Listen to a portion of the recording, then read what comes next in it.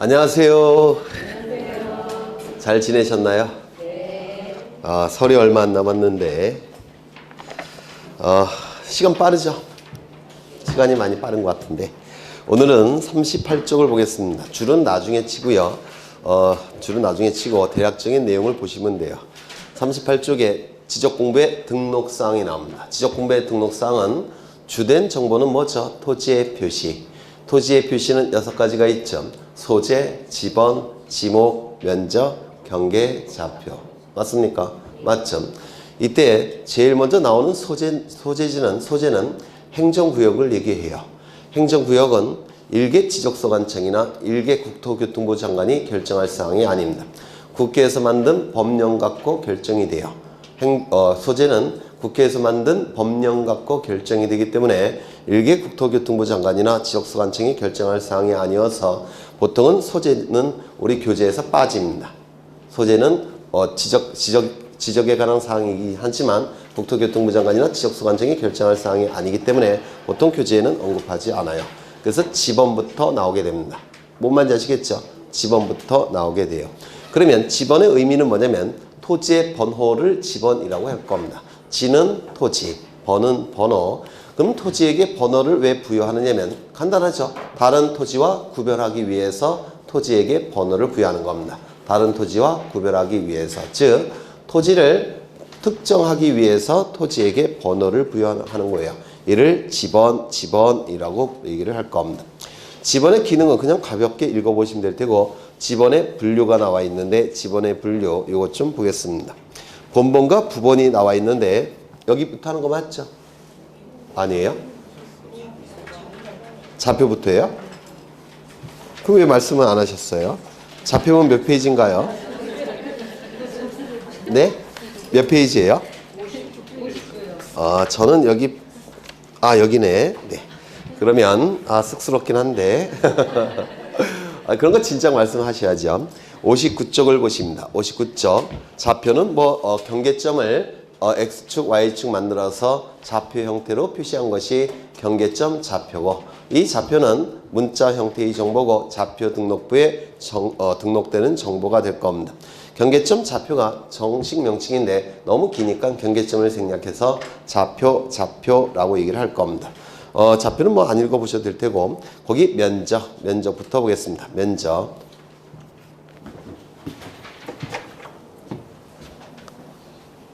5분 써먹었네. 네. 토지를 옆에서 본 겁니다. 토지를 옆에서 본 거예요. 그러면 이 토지는 100번지 토지고요. 토지 소유자는 갑입니다. 토지 소유자는 갑이에요. 여기서부터 여기까지 100번지 토지라는 겁니다. 토지를 옆에서 본 거예요. 그러면 이 100번지 토지를 위에서 내려다 본다면 한 1000m 위에서 1km 위에서 내려다 본다면 요 높은 부분과 낮은 부분이 구분이 될까요? 안 될까요? 네? 안 되겠죠. 원근감이 없을 테니까. 그러면 결국은 위에서 내려다 봤을 때 그 토지의 모양은 요게 될 겁니다. 요거. 이렇게 보일 거예요. 왜? 높은 부분과 낮은 부분이 구분되지 않으니까. 요거 이해가 되셔요? 되셔요? 안 되셔요? 되죠? 그러면 위에서 내려다 봤을 때 요 모양이 이렇게 생겼다는 겁니다. 이쪽은 높은 부분, 이쪽은 낮은 부분인데 구분이 안 돼요. 여기까지 되셨어요? 그렇죠. 그럼 이 토지, 위에서 내려다 봤을 때 이 토지를 측량을 통해서 도면 위에 등록을 합니다. 이때 하는 측량은 평판 측량 또는 전자평판 측량이라고 불러요. 평판 측량이나 전자평판 측량을 통해서 일정한 비율로 축소해서 도면 위에 등록을 합니다. 이렇게 등록이 될 겁니다. 이때 이 안의 넓이가 뭘까요? 면적이 될 겁니다. 이 안의 넓이가. 그럼 이 안의 넓이는 어떻게 구하느냐면 전자면적 측정기라는 기구가 있습니다. 이 전자면적 측정기를 통해서 이 면적을 측정해냅니다. 이 전자면적 측정기는 테니스 라켓처럼 생겼어요. 이러한 모양으로 생겼습니다. 이러한 전자면적 측정기를 통해서 이 안의 넓이를 구해냅니다. 이를 면적을 측정한다 이렇게 얘기를 해요. 그런데 이런 경우도 있을 겁니다. 여기에 X축을 설치하고 여기에 y축을 설치해버리면 요 경계점이 뭐로 표시가 될 수 있습니까? 여기가 0,0이 될 테고 x좌표, y좌표로 표시되겠죠? 맞아요. 이걸 뭐라고 부르죠? 경계점 좌표, 줄여서 좌표라고 얘기합니다. 그럼 이 경계점 좌표를 구하는 측량을 뭐라고 부르냐면 이 좌표값을 구하는 측량을 뭐라고 부르냐면 경도와 위도를 재는 기구를 사용해서 측량한다고 해서 경위 측량이라고 불러요. 이건 경도, 이건 위도, 의는 기구라는 뜻을 가진 한자예요. 그래서 경도와 위도를 재는 기구를 통해서 측량한다고 해서 경위의 측량이라고 부르는데 이 경도와 위도가 만나는 점이 뭐겠습니까? 좌표값이에요. 그래서 이 좌표값을 수집하는 측량을 경위 측량이라고 부릅니다. 그러면 이 경위 측량을 통해서 좌표값이 수집이 될 겁니다. 이렇게 좌표값이 수집이 됩니다. x좌표, y좌표, 그리고 수치들이 여기에 나오게 될 겁니다. 그러면 이 좌표값이 등록된 장부를 뭐라 부릅니까? 경계점 좌표 등록부라는 장부예요. 그러면 이런 경계점 좌표값이 수집이 되면 이 좌표값들을 컴퓨터에 입력을 합니다. 컴퓨터에 입력을 하면 이 면적을 구하는 프로그램이 있어요. 아니, 그쵸. 컴퓨터에 입력을 해서 면적을 구하는 프로그램을 돌려버려요. 그럼 컴퓨터가 알아서 이 면적을 가지고 이 좌표값을 가지고 면적을 계산해 버립니다. 그걸 뭐라고 부르냐면 좌표값 가지고 면적을 계산해 낸다고 해서 좌표 면적 계산법이라고 부릅니다. 이 좌표 면적 계산법을 통해서 면적을 측정해 냅니다. 그러면 이렇게 측정된 면적은 지적공부에 등록이 되는데 이 면적이 등록되는 지적공부는 딱 두 군데예요. 토지대장과 임야대장에 등록이 이루어집니다. 다른 지적공부에는 등록되지 않습니다. 토지대장, 임야대장에만 면적이 등록이 돼요. 그런데 이 평판 측량은 도면을 그릴 때 사용하는 측량이고요. 이 경위 측량은 여기 좌표값을 수집할 때 하는 측량인데 이 좌표값은 대한민국에 있는 모든 토지마다 존재합니까? 아니면 땅값이 비싼 토지에만 존재합니까? 땅값이 비싼 토지에만 존재하는 거예요. 그래서 좌표 등록부는 항상 존재하는 장부가 아닙니다. 그런데 지적도 임야도는 항상 존재하는 장부죠. 그래서 이 위쪽이 원칙이고 이건 예외인 겁니다. 위가 원칙이고 이건 예외적으로 존재하는 거예요. 따라서 이게 원칙적인 우리나라의 면적을 계산하는 방법이고 이거는 땅값이 비싼 지역에서만 존재하는 방법입니다. 여기까지 이해가 되실까요? 되시죠? 그러면 이게 원칙인데 이 면적은 도면 위에서 구하고 있죠. 맞아요. 이 면적을 뭐라고 부르냐면 도면상의 면적이라고 부릅니다. 도면상의 면적이라고 불러요. 그러면 이 면적은 결국은 이 넓이를 얘기하겠죠. 맞아요. 이 토지가 여기 그려졌고 이것이 도면 위에 그려진 거니까 이 토지는 이렇게 생겼고 이 토지가 도면 위에 그려진 거니까 결국은 이 넓이는 이 넓이를 얘기하는 겁니다. 그럼 이거는 평면입니까? 아니면 경사진 겁니까? 평면이죠. 그래서 이걸 수평면적이라고 불러요. 그래서 이 수평면적이 바로 도면상의 면적입니다. 그런데 여기 토지 소유자가 실제로 사용하는 토지는 어디 부분입니까? 여기를 사용하고 있죠. 맞습니까? 맞아요. 그러면 이 부분을 뭐라고 부르냐면 경사면적이라고 불러요. 또는 지표상의 면적이라고 부릅니다. 그러면 이 수평면적, 도면상의 면적과 경사면적, 지표상의 면적을 비교해보면 어느 쪽이 좀 더 넓을까요? 그렇죠. 이쪽이 더 넓고 넓어 보이죠? 이쪽이 좁죠? 이러한 관계가 있습니다. 그러면 이 면적에 적용되는 법률은 뭐냐면 민법이에요. 민법. 그리고 우리 공간정보법상에서 얘기하는 면적은 바로 이 면적을 얘기하는 겁니다. 그래서 지적공부에 등록되는 면적은 이 면적이기 때문에 실제로 토지 소유자가 사용하는 그 토지보다 지적공부에 등록되는 면적은 더 넓은 면적입니까? 좁은 면적입니까? 좁은 면적이 지적공부에 등록이 됩니다. 우리가 얘기하는 면적은 지적공부에서 측정한 면적이기 때문에 도면상의 면적, 수평 면적을 얘기하는 것이지 지표상의 면적, 경사 면적을 의미하는 게 아닙니다. 지표상의 면적, 경사 면적은 민법에서 얘기하는 면적이고 우리 공간정보법은 수평 면적, 도면상의 면적을 의미하게 됩니다. 여기까지 이해가 되실까요? 되셨죠? 그러면 이 면적을 측정하는 방법은 이 두 가지 방법만 사용할 수가 있는데요. 어느 쪽이 좀 더 정밀할까요? 네? 위쪽이 정밀할까요? 아래쪽이 정밀할까요? 아래쪽이. 맞아요. 그렇죠. 아래쪽이 좀 더 정밀한 방법이에요. 그런데 이 아래쪽의 좌표면적 계산법은 도면 위에서 면적을 측정하는 게 아니라 좌표값 가지고 컴퓨터를 이용해서 면적을 측정하는 방법이죠. 맞아요. 그렇다면 이 좌표 면적 계산법은 도면의 축적과 관련이 있을까요? 없을까요? 네? 도면의 축적과 관련이 있을까요? 없을까요? 없어요. 왜요? 도면에서 면적을 측정하는 것이 아니라 좌표값 가지고 면적을 측정하는 방법이기 때문에 도면이 대축척이건 소축척이건 면적 계산할 때 전혀 의미가 있습니까? 없습니까?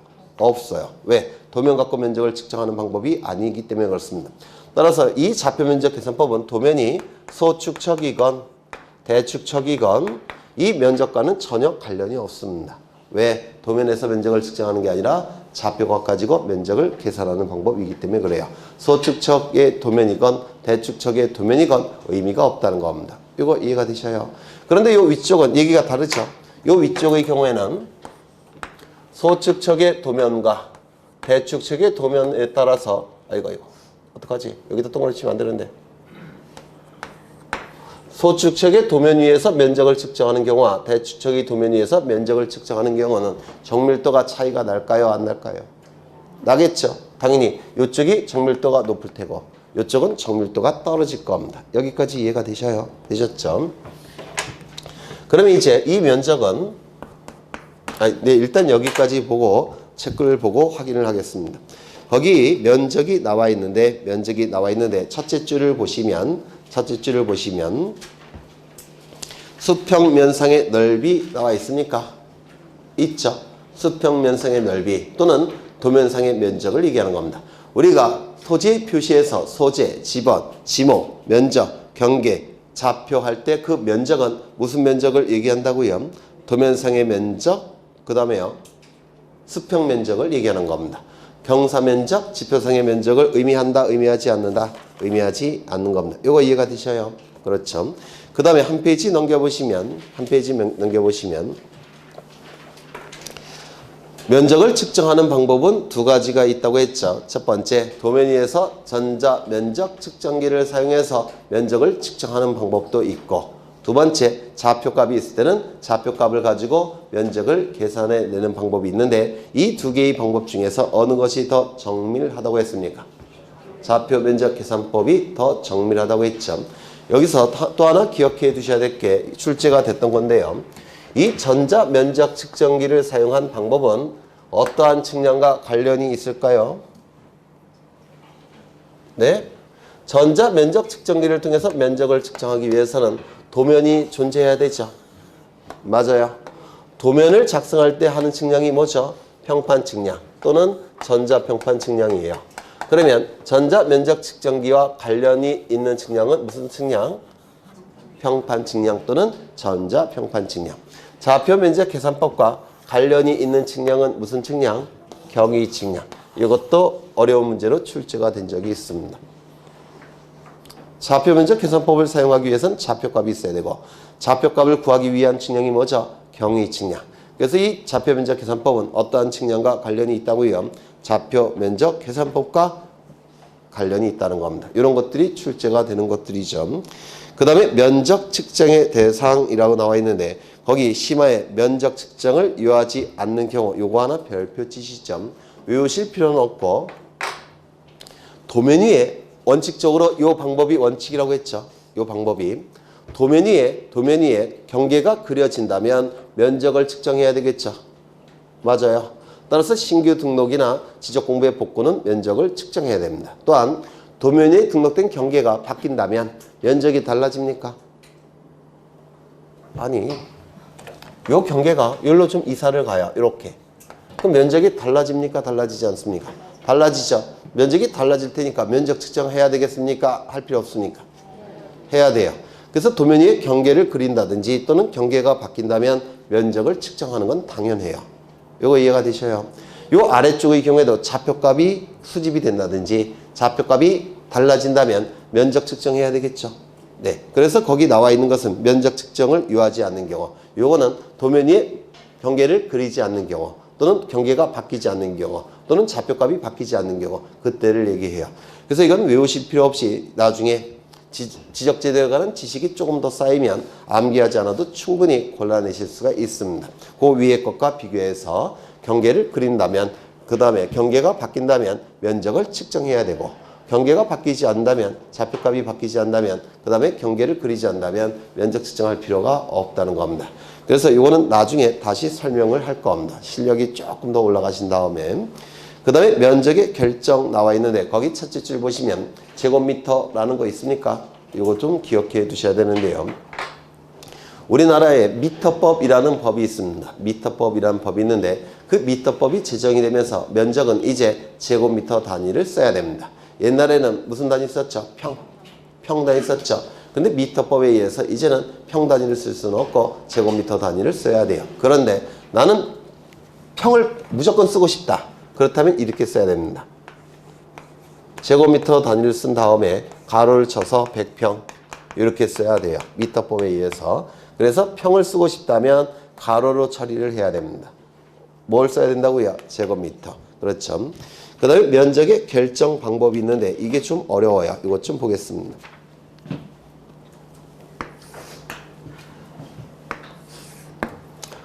여기 보시면 도면에서 면적을 측정하는 것이 원칙적인 방법이라고 했습니다. 맞습니까? 그렇죠. 그런데 이 도면의 축척에 따라서 정밀도가 달라진다고 했죠. 맞아요. 그러면 우리나라 도면은 총 몇 개의 축척이 있느냐면 7개의 축척이 존재합니다. 7개의 축척. 그 7개의 축척은 나중에 암기를 하시게 될 거예요. 500분의 1 축척이 있습니다. 그 다음에 600분의 1 축척이 있어요. 그 다음에 1000분의 1, 1200분의 1, 2400분의 1, 3000분의 1, 6000분의 1. 우리 공간정보법에서는 축소 비율인 축척은 7개만 사용을 합니다. 지적도에서는 이 7개의 축척을 다 사용할 수가 있어요. 지적도에서는 요 7개의 축척을 7개의 축척을 다 사용할 수가 있고요. 임야도에서는 요 2개의 축척만 사용합니다. 지적도는 7개의 축척을 다 사용할 수가 있고 임야도는 3000분의 1, 6000분의 1만 사용할 수가 있습니다. 그러면 다른 축척은 쓸 수 있느냐? 불가합니다. 예를 들어서 100분의 1, 200분의 1 이런 게 더 정밀하겠죠? 하지만 그런 축척은 쓸 수가 없어요. 딱 7개만 쓰셔야 됩니다. 이거 암기하셔야 돼요. 이거 시험에 재작년에 출제가 됐습니다. 500분의 1, 600분의 1, 1000분의 1, 1200분의 1, 2400분의 1, 3000분의 1, 6000분의 1. 그러면 요거 두 개를 비교해 보면 어느 쪽이 정밀도가 더 높겠습니까? 위에 거겠죠. 따라서 위에 거를 대축척이라고 불러요. 아래쪽을 소축척이라고 부릅니다. 그러면 대축척의 도면과 소축척의 도면에서 면적을 측정해낼 때 당연히 면적도 어느 쪽이 더 정밀하겠습니까? 대축척의 도면 위에서 면적을 측정하는 것이 더 정밀하겠죠. 이쪽에서 면적을 측정하는 것이 더 정밀도가 높을 겁니다. 이쪽은요, 정밀도가 상대적으로 어떨까요? 떨어지겠죠. 맞습니까? 그렇죠. 그런데 설령 소축척의 도면일지라도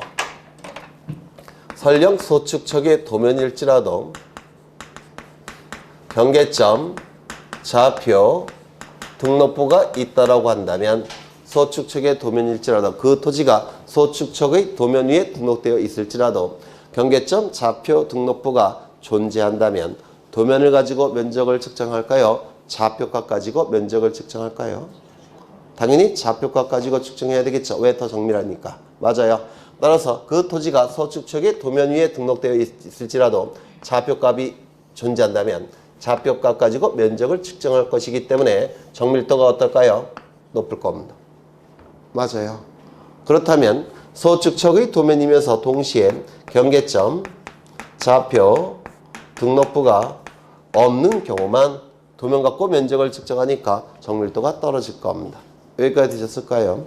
그러면 정밀도가 높다는 얘기는 면적을 상세하게 구해서 지적 공부에 등록을 한다는 뜻이에요.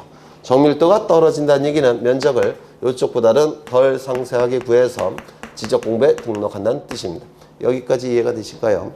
그러면 이때 면적을 구해서 어떠한 지적 공부에 등록이 되느냐면 딱 두 개의 지적 공부에만 등록한다고 했죠. 어디에 등록한다고 했습니까? 토지 대장과 임야 대장에만 등록합니다. 이거 꼭 외우셔야 돼요. 면적은 지적 공부 중에서 토지 대장, 임야 대장에만 등록을 하게 될 겁니다. 그러면 상세하게 등록한다는 얘기는 무슨 뜻이냐면 소수점 첫째 자리까지 구해서 토지 대장과 임야 대장에 등록한다는 뜻입니다. 덜 상세하게 등록한다는 얘기는 1의 자리까지만 구해서 토지 대장과 임야 대장에 등록한다는 뜻이에요. 그러면 1의 자리는 뭐고 소수점 첫째 자리는 뭐냐면 예를 들어서 1234.56이라는 수치가 있을 때 어떻게 읽죠? 1234.56 이렇게 읽죠. 그러면 여기가 바로 1000의 자리, 여기는 100의 자리, 여기는 10의 자리, 여기는 1의 자리, 소수점 첫째 자리, 소수점 둘째 자리라고 읽습니다. 그렇다면 소수점 첫째 자리까지 구해서 등록한다는 얘기는 여기까지 구해서 등록한다는 뜻이에요. 맞습니까? 1의 자리까지 구해서 등록한다는 얘기는 여기 1의 자리니까 여기까지 구해서 등록한다는 뜻입니다. 여기까지 되셨을까요? 그렇죠. 그러면 자릿수가 이렇게 있을 때 여기는 10의 자리, 여기는 1의 자리, 소수점 첫째 자리, 소수점 둘째 자리. 이때 소수점 첫째 자리까지 구해서 등록한다는 얘기는 여기까지 구해서 등록한다는 뜻이에요. 맞아요. 이 소수점 첫째 자리를 뭐라고도 부르냐면 여기 1의 자리죠. 1제곱미터 이하 한 자리, 1제곱미터 이하 한 자리 같은 뜻입니다. 소수점 첫째 자리와 1제곱미터 이하 한 자리는 같은 뜻인데요. 보통 일자는 생략합니다. 그래서 소수점 첫째 자리를 제곱미터 이하 한 자리 이렇게도 불러요. 여기는 제곱미터 이하 몇 자리일까요? 둘째 자리 이렇게 부를 겁니다. 여기까지 되셨을까요? 안 되셨어요? 되셨죠? 그러면 여기까지 구해서 지적 공부에 등록하는 거니까 여기를 뭐라고 부르냐면 구하고자 하는 끝자리 이렇게 불러요. 구하고자 하는 끝자리라고 부르고요. 숫자는 숫자가 나온다면 끝자리 수 이렇게 부를 겁니다. 맞아요. 그렇죠. 이 아래쪽도 마찬가지입니다. 아래쪽도 자리가 이렇게 있으면 여기는 10의 자리, 여기는 1의 자리, 소수점 첫째 자리, 소수점 둘째 자리가 될 겁니다. 어디까지 구해서 등록한다고요? 1의 자리. 1의 자리는 어디죠? 여기죠. 여기가 1의 자리예요. 여기까지 구해서 등록하는 거니까 여기가 1의 자리, 여기가 될 겁니다. 이걸 뭐라고 부른다고요? 구하고자 하는 끝자리 이렇게 불러요. 만약에 숫자가 나온다면 끝자리 수 이렇게 부를 겁니다. 되셨을까요? 그렇죠. 그럼 여기까지 구해서 등록한다는 얘기는 요거를 어떻게든지 처리해야 되겠죠. 이걸 뭐라고 부르냐면 이 수치 중에서 가장 끝에 있는 수라고 해서 끝수라고 부릅니다. 끝수. 가장 끝에 있는 수를 어떻게든지 처리를 해야 됩니다. 여기도 마찬가지겠죠. 여기까지 구해서 등록하는 거니까 가장 끝에 있는 수를 어떻게 해야 되겠습니까? 처리를 해야 돼요. 끝에 있는 수들을 처리를 해야 됩니다. 끝에 있는 수가 한 자리건 두 자리건 어떻게든지 처리를 해야 될 겁니다. 여기까지 되셨을까요? 그렇죠. 이때 이 끝수를 처리하는 방법은 두 가지가 있습니다. 하나는 442.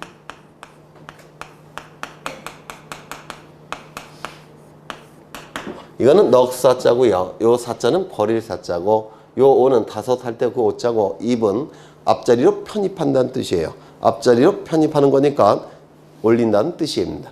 4, 4, 5, 2의 방식이 있고 두 번째 5, 4, 5, 2의 방식이 있습니다. 이 두 가지 방법이 있는데 4, 4, 5, 2번 4까지는 버리고 5부터는 올린다라는 뜻이에요.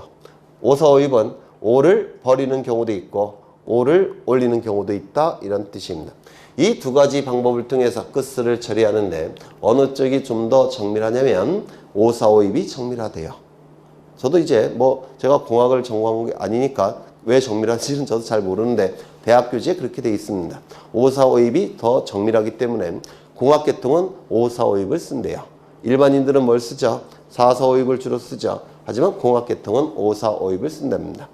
그러면 이거는 우리 공학정보법에서는 필요가 없고 이거 다 아시는 거고 이걸 보겠다는 겁니다. 5, 4, 5, 2. 5, 4, 5, 2을 사용합니다. 그러면 5, 4, 5, 2번 5일 때 끝수 처리를 할 때 5가 끝수가 5일 때 버리는 경우도 있고 끝수가 5일 때 올리는 경우도 있는데 그러면 끝수 처리의 기준은 뭐가 되는 겁니까? 5가 되는 거죠. 그렇죠? 끝수 처리의 기준은 뭐가 된다고요? 5가 되는 겁니다. 그러면 이 끝 5, 4, 5, 2번 뭐냐면 5보다 큰 수가 나오면 무조건 올립니다. 5보다 작은 수가 나오면 무조건 버려요. 그런데 5일 때는 요 5일 때는 올리는 경우도 있고 버리는 경우도 있더라는 겁니다. 이를 5, 4, 5, 2이라고 불러요. 5보다 큰 수가 나오면 무조건 올리고 5보다 작은 수가 나오면 무조건 버리는데 5일 때는 올리는 경우도 있고 버리는 경우도 있다는 겁니다. 그러면 언제 올리고 언제 버리냐면 요거 갖고 판단을 합니다. 구하고자 하는 끝자리 숫자 갖고 판단을 해요. 구하고자 하는 끝자리 숫자가 홀수일 때는 이 5를 올려서 짝수화시킵니다. 이 구하고자 하는 끝자리 숫자가 홀수일 때는 5를 올려서 짝수화시킵니다. 그런데 이 구하고자 하는 끝자리 숫자가 0이나 이미 짝수라고 한다면 5를 올려버리면 어떻게 돼버립니까? 홀수가 돼버리죠. 그걸 방지하기 위해서 0이나 짝수일 때는 5를 버려서 짝수를 유지시킵니다. 이걸 5, 4, 5, 2이라고 부르는데 이 홀수는 한자로 이렇게 써요. 이 기자가 기이할 기자예요. 그래서 홀수를 기이한 수라고 해서 여기가 5일 때 홀수가 나오는 걸 방지하는 겁니다. 홀수가 나오는 걸 방지하기 위해서 이 구하고자 하는 끝자리 숫자가 홀수일 때는 5를 올려서 짝수화시키는 것이고 0이나 짝수일 때는 5를 버려서 짝수를 유지시킵니다. 이를 5, 4, 5, 2, 5, 4, 5, 2이라고 불러요. 그렇다면 예를 든다면 231.37이 나왔습니다. 컴퓨터로 계산을 해봤더니 수치가 이렇게 나왔습니다. 그러면 위 경우에는 어디까지 구해서 등록하는 거죠? 여기까지. 여기를 뭐라 부른다고요? 구하고자 하는 끝자리수라고 불러요. 그럼 이 끝수를 처리해야 되는데 끝수 처리의 기준은 뭐죠? 5. 5보다 크면 올리고 5보다 작으면 버립니다. 이건 5보다 크니까 어떻게 해야 될까요? 올려야 되겠죠. 따라서 토지대장, 임야대장에 등록할 때는 어떻게 등록할까요? 231.4로 등록합니다. 231.3으로 나왔습니다. 그럼 구하고자 하는 끝자리 숫자는 여기고 끝수를 처리해야 되는데 처리의 기준은 5. 5보다 크면 올리고 작으면 버릴 겁니다. 5보다 작으니까 이거 어떻게 할까요? 버립니다. 231.35로 등록합니다. 231.35가 나왔다는 겁니다. 여기가 구하고자 하는 끝자리 숫자가 될 테고 끝수를 처리해야 되는데 처리의 기준은 5. 5보다 크면 올리고 작으면 버릴 거예요. 5일 때는 구하고자 하는 끝자리 숫자 갖고 판단하죠. 여기 홀수가 나왔으니까 5를 올려서 짝수화시킵니다. 얼마로 등록할까요? 231.4로 등록합니다. 231.25가 나왔다는 겁니다. 여기가 구하고자 하는 끝자리 숫자가 될 테고 끝수를 처리해야 되는데 처리의 기준은 5예요. 5보다 크면 올리고 작으면 버릴 텐데 5일 때는 구하고자 하는 끝자리 숫자 갖고 판단하죠. 여기가 이미 짝수니까 5를 어떻게 하죠? 버려서 짝수를 유지합니다. 그러면 231.2로 등록을 하는 겁니다. 여기에 5, 4, 5, 2이라고 불러요. 되셨을까요? 그런데 이 끝 5, 4, 5, 2번 끝수 처리 기준이 5인데요. 이 끝수가 한 자리 수일 때는 5인데 만약에 두 자리 숫자라고 한다면 5, 0을 기준으로 합니다. 5영. 두 자리, 끝수가 두 자리가 나오면 5영을 기준으로 해요. 그러면 5영보다 크면 올리고 5영보다 작으면 버리고 5영일 때는 구하고자 하는 끝자리 숫자 갖고 판단하는데 이 소수점 뒤에 있는 0은 보통 표기 안 하죠. 네. 그러면 이걸 예를 들어 보면 231.351이 나왔다는 겁니다. 여기가 구하고자 하는 끝자리 숫자예요. 이 끝수를 처리해야 되는데 처리의 기준은 두 자리일 때는 5영이라고 했죠. 이거 5영보다 크니까 어떻게 합니까? 무조건 올려요. 231.4로 등록합니다. 231.349가 나왔다는 겁니다. 여기가 구하고자 하는 끝자리죠. 이 끝수를 처리해야 되는데 두 자리 숫자가 나왔죠. 그럼 기준이 뭐라고요? 5영. 5영보다 작으니까 어떻게 합니까? 버려야 되겠죠. 231.3으로 등록하는 겁니다. 이를 5452B라고 불러요. 얼핏 이해가 되실까요? 안 되셔요? 되실 것 같은데 여기도 마찬가지겠죠. 이것도 한번 해보겠습니다. 이 끝수가 두 자리일 때는 무엇을 기준으로 한다고요? 5영.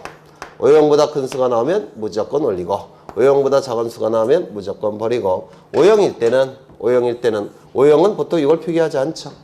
그렇죠. 그럼 5영일 때는 뭐 갖고 판단합니까? 구하고자 하는 끝자리 숫자 갖고 판단을 해요. 홀수일 때는 5영을 올려서 짝수화. 0이나 짝수라고 한다면 5영을 버려서 짝수 유지. 이를 5452B라고 불러요. 그럼 다시 한번 해보죠. 231.7이 나왔습니다. 여기 1의 자리까지 구해서 등록하는 거죠. 끝수를 처리해야 되는데 한 자리가 나왔으니까 5가 기준이죠. 5보다 큰 수가 나왔으니까 얼마로 등록할까요? 232. 231.4가 나왔습니다. 여기가 구하고자 하는 끝자리 숫자고 끝수를 처리해야 되는데 한 자리니까 5가 기준이에요. 그러면 얼마로 등록하죠? 231. 231.5가 나왔습니다. 그러면 여기까지 구하는 거죠. 이 끝수를 처리해야 되는데 5일 때는 뭐 갖고 판단합니까? 구하고자 하는 끝자리 숫자 갖고 판단합니다. 얼마로 등록할까요? 232. 232.5가 나왔습니다. 얼마로 등록할까요? 232. 231.51이 나왔습니다. 여기가 구하고자 하는 끝자리죠. 끝수는 두 자리입니다. 기준이 뭐죠? 5영. 그러면 얼마로 등록할까요? 231. 2점. 231.49가 나왔습니다. 그럼 얼마로 등록할까요? 231. 이걸 5452B라고 불러요. 5452. 그런데 이게 컴퓨터로 계산을 해봤더니 수치가 얼마가 나왔느냐면 0.001제곱미터가 나왔습니다.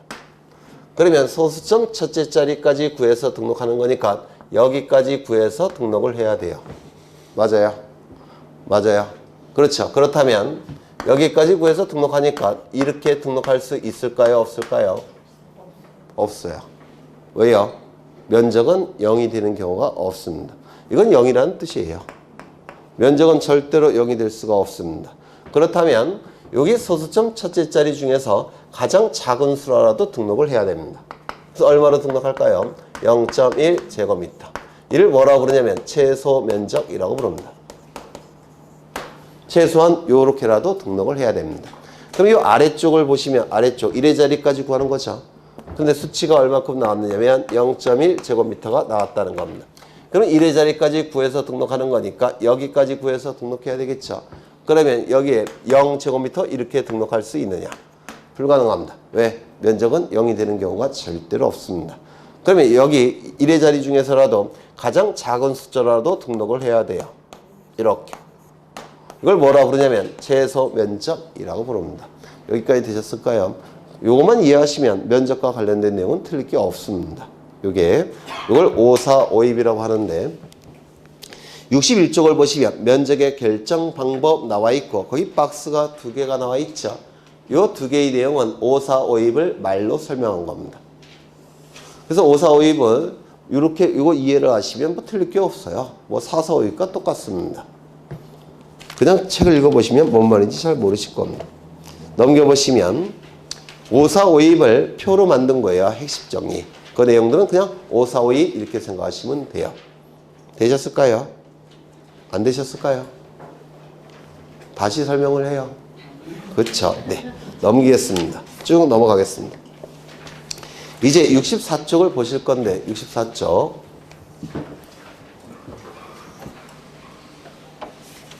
칠판이 작아서 저는 개인적으로 칠판 넓은 걸 참 좋아하는데 이거 지워도 되겠죠? 네, 이거 두 번째 하는 거예요. 11월 달에도 했던 것 같은데 나중에 또 할 거예요. 여러분 입에서 지겨워라는 말이 나올 때까지 할 겁니다.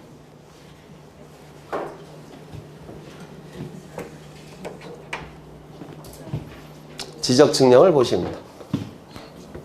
여기 한 필지 토지가 있고 이 토지에 관한 정보가 수집이 됩니다.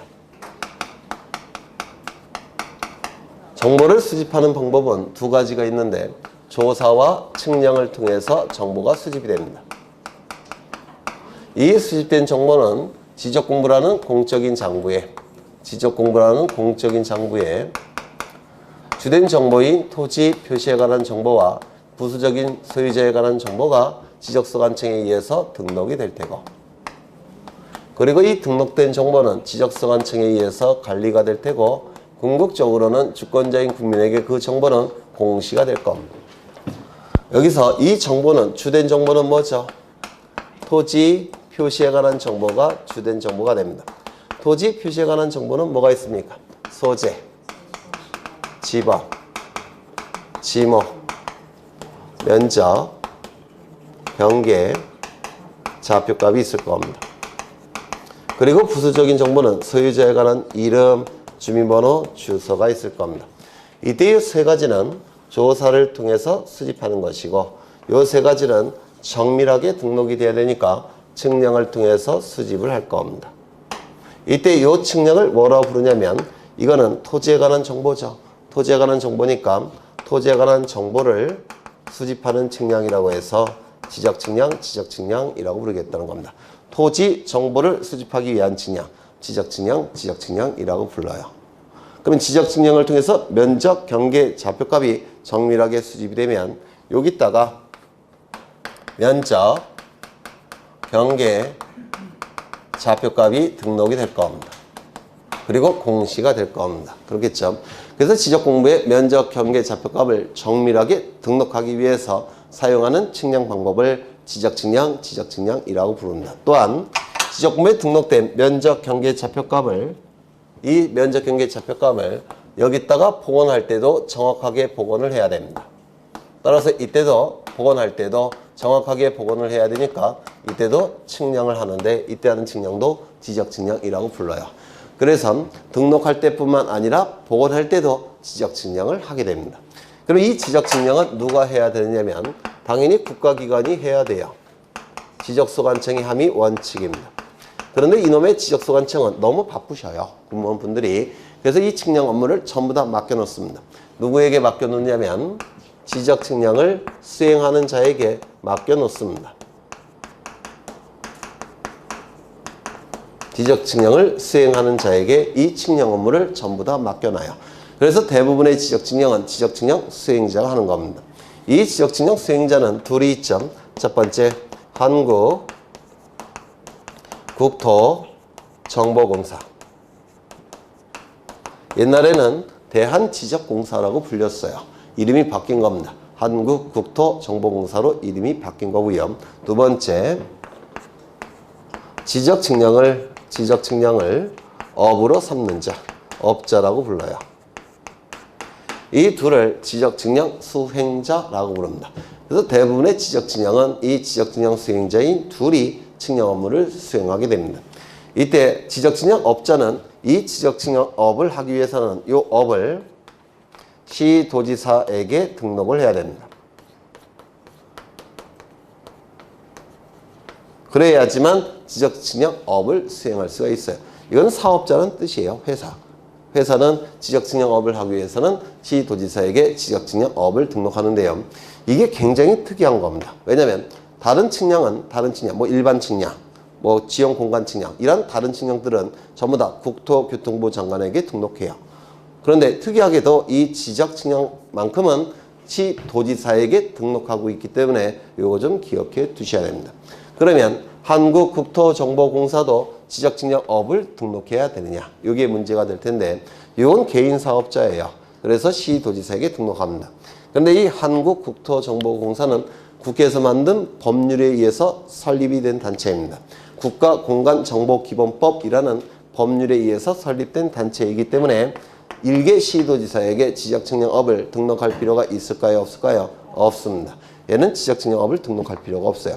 국회가 만든 법률에 의해서 설립된 단체이기 때문에 일개 시도지사에게 등록할 이유는 없다. 이렇게 얘기를 합니다. 대부분의 지적측량은 이 둘이 하게 되는데요. 이 둘이 할 수 없는 지적측량이 딱 하나가 있습니다. 뭘까요? 대부분의 지적측량은 이 둘이 하지만 이 둘이 할 수 없는 측량이 하나가 있는데 검사측량이란 건 지적측량 수행자가 할 수가 없습니다. 얘네가 한 지적측량의 결과가 제대로 된 것인지 잘못된 것인지 확인하는 측량이 검사측량이라는 건데 얘네가 측량하고 검사도 얘네가 한다면 의미가 있습니까? 없습니까? 없어요. 검사측량만큼은 맡긴 국가기관이 해야 됩니다. 그래서 대부분의 검사측량은 지적소관청이 합니다. 대부분의 검사 측량은 지적소관청이 하는데 규모가 큰 측량이 있겠죠. 규모가 큰 측량 같은 경우는 시도지사가 검사 측량을 수행하게 됩니다. 그래서 두 가지는 시도지사가 검사 측량을 하고 두 가지를 제외한 나머지는 전부 다 누가 하느냐면 지적소관청이 하게 돼요. 그럼 시도지사가 하는 검사 측량은 뭐가 있냐면 일정 규모 이상의 지적 확정 측량 성과는 시도지사가 합니다. 그리고 나중에 하시겠지만 지적 삼각정 측량 성과는 시도지사가 하게 돼요. 그래서 두 가지는 시도지사가 하고 지적 삼각정 측량 성과, 지적 확정 측량 성과 중에서 일정 규모 이상 그 두 가지는 시도지사하고 나머지는 전부 다 지적소관청이 검사 측량을 하게 됩니다. 이때 등록할 때도 등록할 때도 지적 측량을 하고 복원할 때도 지적 측량을 한다고 했죠. 맞습니까? 그런데 이 복원 단계의 측량의 경우 특징이 있습니다. 그 특징을 좀 기억해 두실 필요가 있어요. 첫 번째, 등록할 때의 측량 방법과 복원할 때의 측량 방법은 동일한 측량 방법을 사용해야 됩니다.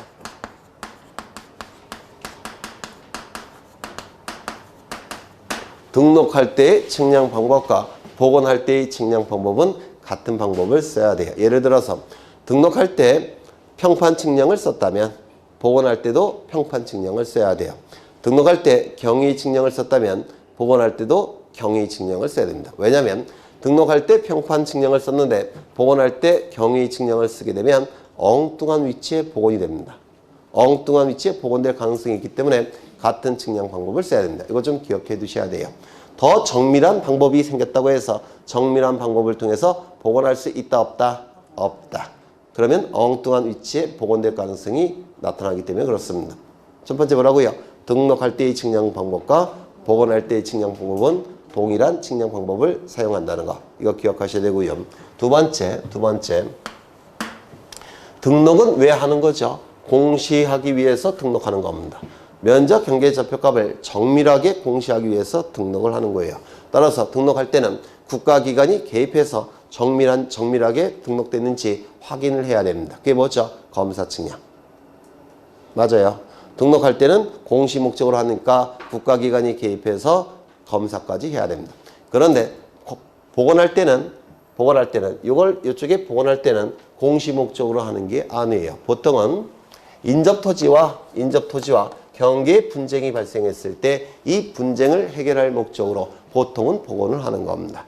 그러면 이건 공익을 위해서 하는 겁니까? 사익을 위해서 하는 겁니까?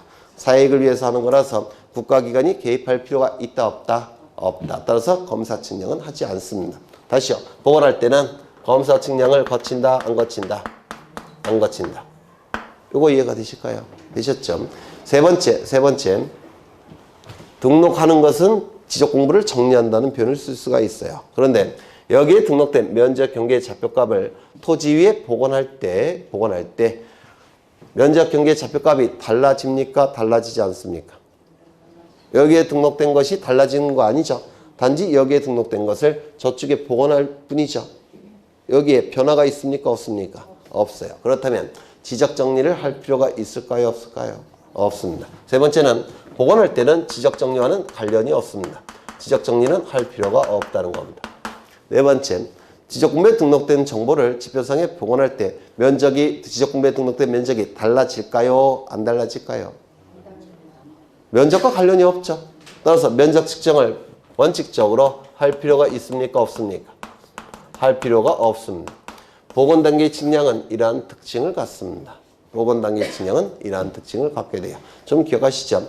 등록할 때의 측량 방법과 복원할 때의 측량 방법은 동일한 측량 방법을 쓴다는 거. 왜? 엉뚱한 위치에 복원돼서는 안 되니까. 두 번째, 등록할 때는 공시 목적으로 하는 거니까 국가기관이 개입해서 검사까지 합니다. 하지만 복원 단계의 측량은 공시 목적으로 하는 건 아니에요. 국가기관이 개입할 필요가 없으니까 검사 측량을 할 필요가 없다는 거. 세 번째, 복원한 다음에 지적 공부를 고칠 이유는 없습니다. 따라서 지적 정리 필요가 없고 복원할 때 면적이 달라지지도 않아요. 따라서 면적 측정도 필요가 없다는 겁니다. 이거 얼핏 이해가 되실까요? 그렇죠. 그러면 이 복원 단계의 측량은 뭐가 있느냐면 두 가지가 있습니다. 첫 번째, 경계 복원 측량. 두 번째, 지적 현황 측량.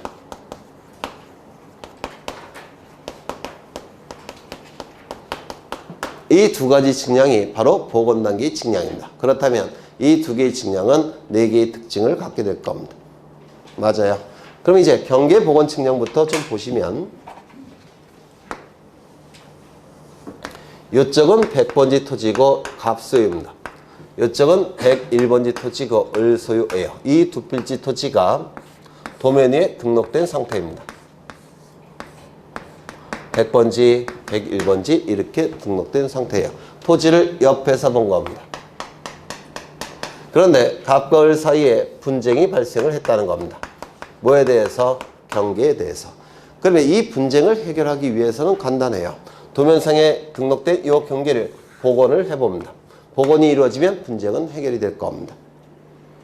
되셨을까요? 이 지표상의 경계에 적용되는 법률은 뭐죠? 민법. 도면상의 경계에 적용되는 법률은 뭐라고 했죠? 공간정보법. 어느 법률이 우선한다고요? 공간정보법, 특별법이니까. 그러면 여기 지표상의 경계에 분쟁이 발생했다는 얘기는 민법의 경계에 분쟁이 발생했다는 뜻이죠. 그러면 이거보다 우선적으로 적용되는 도면상의 경계를 복원해 보면 됩니다. 그래서 이 분쟁을 해결할 수가 있다는 겁니다. 이 도면상의 경계를 지표상의 경계에 복원시키는 측량. 이게 무슨 측량일까요? 경계 복원 측량이라고 부릅니다. 뭐 어렵지 않죠? 따라서 네 개의 특징을 갖게 됩니다. 두 번째, 지적 현황 측량을 보시면 토지를 옆에서 본 겁니다. 그리고 여기는 100번지 토지가 될 테고 갑소유입니다. 여기는 101번지 토지가 될 테고 을소유예요. 100번지 토지 위에는 높은 빌딩이 하나 들어서 있고요. 그 다음에 101번지 토지 위에는 작은 주택이 이렇게 들어서 있습니다. 이 두 필지 토지가 도면 위에 등록되어 있을 겁니다.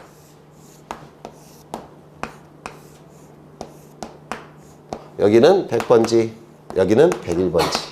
현재 이렇게 등록된 상태입니다. 그런데 이 지표면 위에 존재하는 이 건물을 도면상에 등록된 경계와 대비하여 표시하기 위해서 지상 건축물 등을 도면에 등록된 경계와 대비하여 표시하기 위해서 여기다가 그려놓고자 합니다. 여기다가 다시요. 지상 건축물 등의 현재의 상황을 도면에 등록된 경계와 대비하여 표시하기 위해서 지상 건축물 등을 도면에 그려놓고자 해요. 그려놓기 위해서는 어떠한 작업을 거쳐야 되느냐면 첫 번째, 이 경계가 일단은 복원이 돼야 됩니다. 그럼 복원을 시킵니다. 복원을 한 다음에 이 복원된 경계와 지상 건축물 간의 위치 관계, 즉 거리를 측량을 통해서 구합니다. 구해봤더니 여기가 1m예요. 그 다음에 여기도 구해봅니다. 측량을 통해서. 구해봤더니 2배 정도 되나? 3배로 할까요? 3m입니다. 됐나요? 그러면 이제 이 건물을 여기다가 등록을 합니다. 그리고 이게 1이라고 한다면 이 주택은 몇 배 되는 거리에 등록해야 되겠습니까? 3배. 3배 되는 거리에 등록합니다. 하나, 둘, 셋. 이럴 때 하는 측량이 지적 현황 측량이라고 불러요. 토지 지표상에 등록된 지상 건축물 등의 현황을 도면에 등록된 경계와 대비하여 표시하기 위해서 하는 측량, 지적 현황 측량이라고 부릅니다. 현재의 상황을, 지상 건축물 등의 현재의 상황을 도면에 등록된 경계와 대비하여 표시하기 위해서 하는 측량 뭐라고요? 지적 현황 측량. 그럼 이 지적 현황 측량은 두 단계의 측량으로 구성되어 있습니다. 첫 번째, 도면에 등록된 경계가 지표면 위에 복원이 돼야 되겠죠. 맞아요. 복원된 경계와 지상 건축물 간의 위치 거리를 측량을 통해서 구해야 되겠죠. 이 두 단계의 측량으로 구성된 측량이 뭐라고요? 지적 현황 측량. 그럼 이 지적 현황 측량은 복원 단계의 측량이 있으니까 이것도 복원 단계의 측량이라고 부릅니다. 되셨을까요? 되셨어요? 안 되셨어요? 되셨죠? 네. 일단은 여기까지 보고 쉬겠습니다.